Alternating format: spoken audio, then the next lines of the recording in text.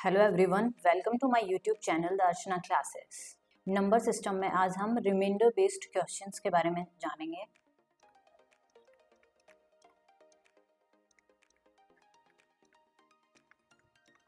हम कोई भी नंबर कंसिडर करते हैं। हमने नंबर लिया 48। 48 को यदि हम 7 से डिवाइड करते हैं तो उस कंडीशन में रिमाइंडर हमें क्या मिलेगा। 48 को सिंपली 7 से डिवाइड करेंगे, 7 6 42, हमें रिमाइंडर मिला 6। या फिर हम क्या कह सकते हैं, यहाँ पे रिमाइंडर या तो क्या है 6 है, दैट इज पॉजिटिव, या फिर 7 इंटू 7 49 होता है और 48 और 49 में जो डिफरेंस है वो -1 का है।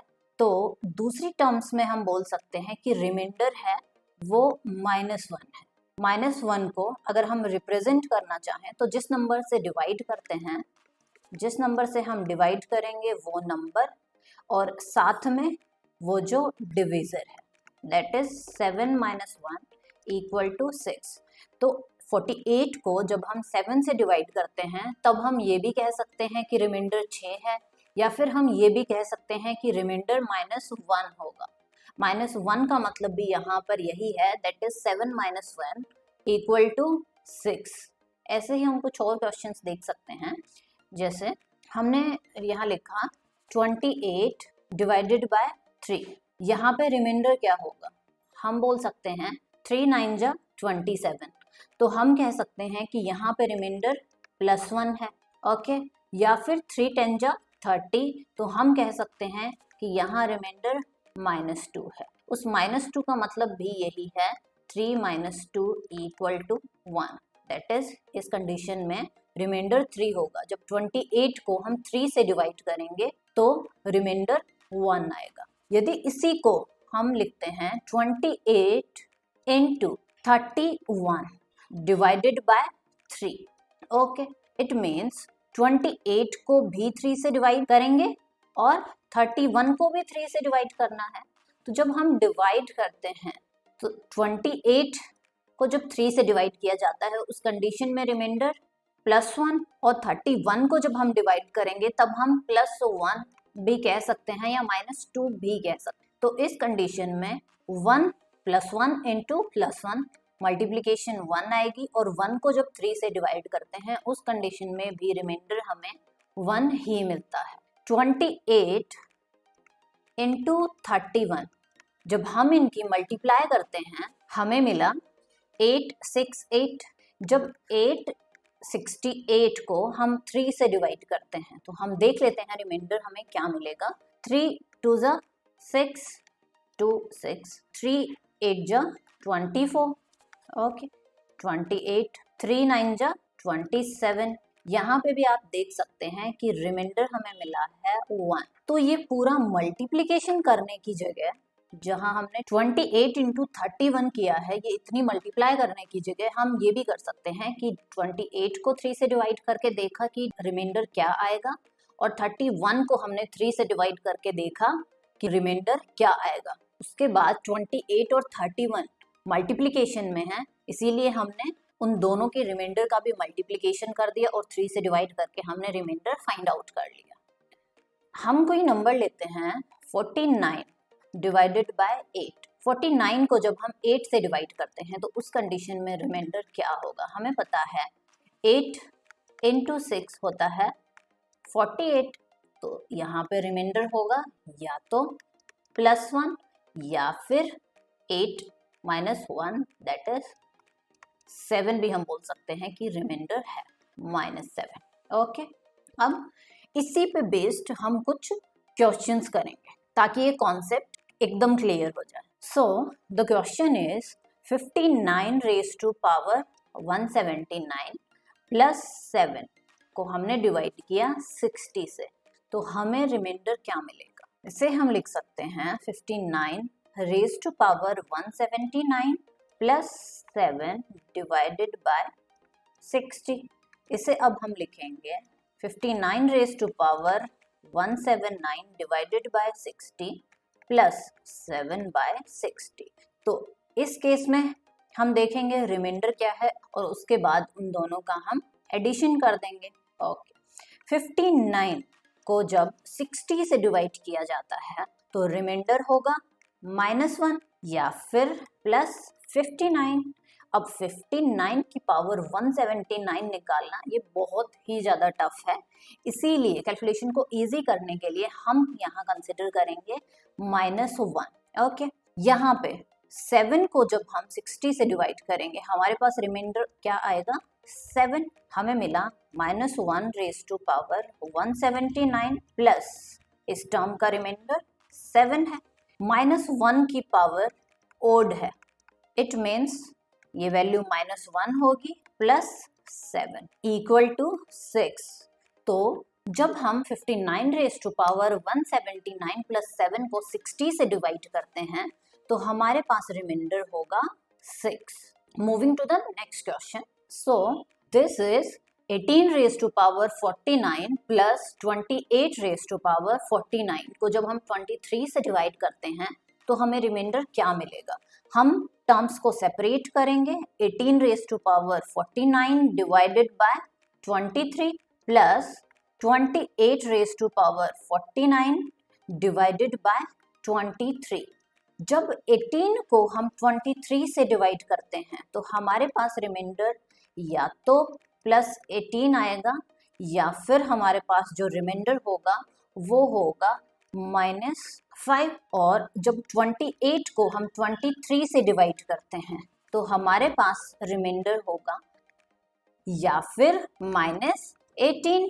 तो यहाँ हम जो छोटे वाला रिमाइंडर होता है उसको कंसिडर करेंगे। जब 18 रेज़ टू पावर 49 को 23 से डिवाइड किया तो हमारे पास रिमाइंडर हमें मिलेगा -5 raise to power 49। 28 raise to power 49 को जब 23 से डिवाइड करेंगे हमें रिमाइंडर मिलेगा +5 रेज़ टू पावर 49।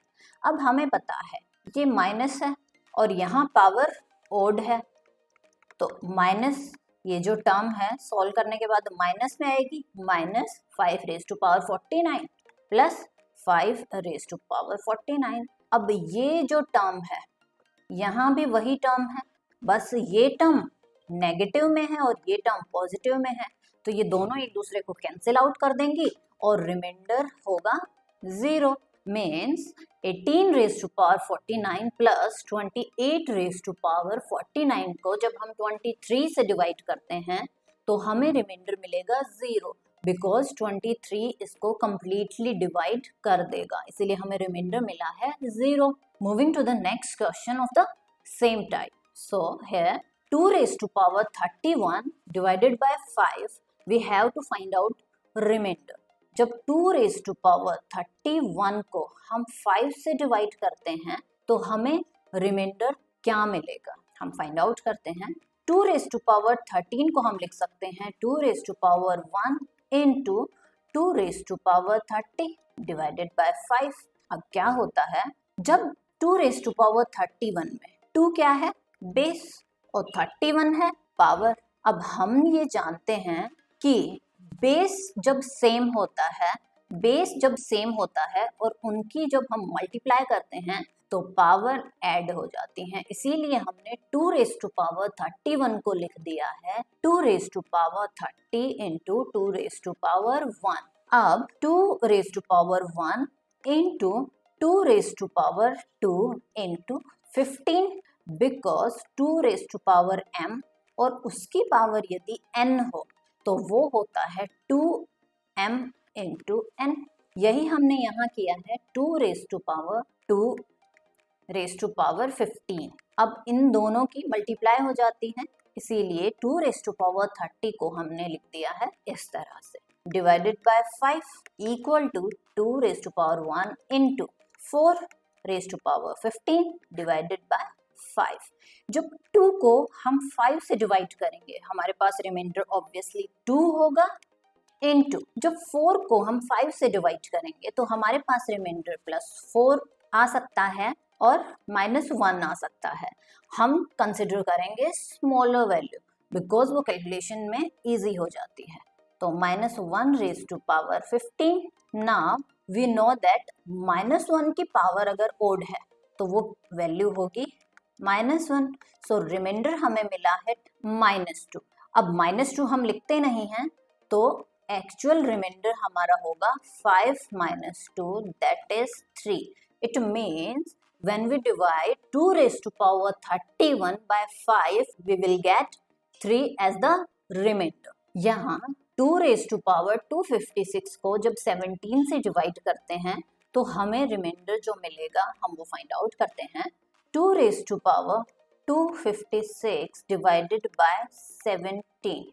अब 2 raised to power 256 को हम कैसे लिख सकते हैं? 2 raised to power 4 into 2 raised to power 4 raised to power 64 divided by 17। हमने किया 2 raised to power mn होता है 2 raised to power m raised to power n, या फिर 2 raised to power n raised to power m। अब यहाँ mn था 256, तो 256 हमने लिख दिया 4 into 64, तो हमने 2 raised to power m raised to power n की टर्म्स में इसे रिप्रेजेंट कर दिया है। अब 2 raised to power 4 होता है 16, उसकी पावर है 64 डिवाइडेड बाय 17।